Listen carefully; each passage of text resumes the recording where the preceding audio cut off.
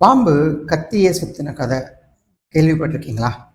அதுதான் இப்போ நிர்மலா சீதாராமன் அவர்களுக்கும் Tamil Nadu famous Sri Annapoorna hotel MD அவர்களுக்கும் நடக்கிற கதை அந்த மாதிரி தான் போய் முடிய போகுதுன்னு நினைக்கிறேன். அது என்ன அப்படின்னு 4 விதமாக பிரிச்சிருக்கேன், வாங்க பார்க்கலாம். முதல் விஷயம் மீட்டிங். முதல்ல நடந்த மீட்டிங் இங்கே வந்து வீடியோவில் பார்ப்பீங்கன்னா, சார் வந்து அன்னபூர்ணாவோட எம்டி சார் வந்து நீங்கள் வந்து நம்ம ஃபினான்ஸ் மினிஸ்டர் கிட்ட பேசுகிறத பார்த்துருப்பீங்க. அதோட அதோட பேசிக்காக என்ன மீட்டிங் அப்படின்னா, செப்டம்பர் 11 தமிழ்நாடு ஹோட்டல் அசோசியேஷனை ரெப்ரசன்ட் பண்ணி எம்டி ஸ்ரீனிவாசன் சார் அவர்கள் பேசுகிறாரு.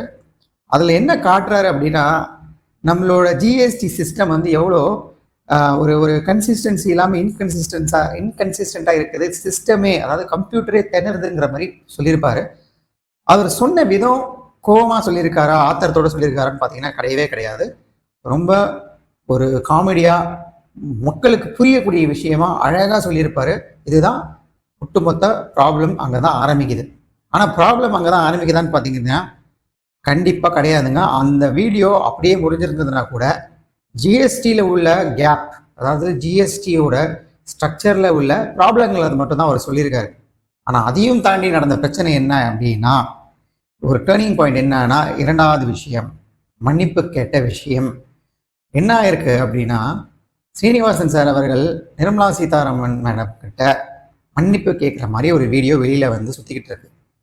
அதில் பார்த்தீங்க அப்படின்னா, Coimbatore south BJP MLA Vanathi Srinivasan அவர்களும் கூட இருப்பாங்க. அப்போ வந்து இவர் எழுந்து மன்னிப்பு கேட்குற மாதிரி ஒரு வீடியோ வெளில வந்தது.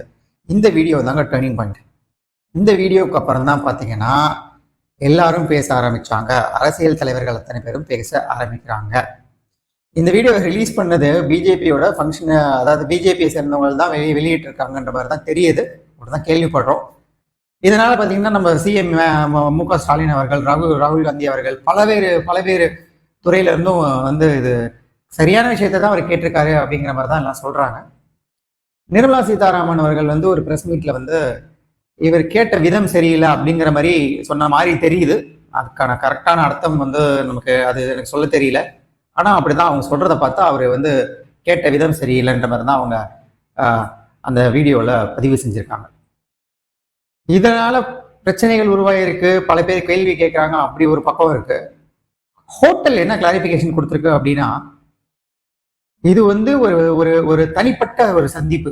அதாவது அந்த மன்னிப்பு கேட்ட வீடியோ வந்து ஸ்ரீனிவாசன் சார் அவர்களுக்கும் நிர்மலா சீதாராமன் அவர்களுக்கும் தனிப்பட்ட ஒரு பிரைவேட்டான மீட்டிங்.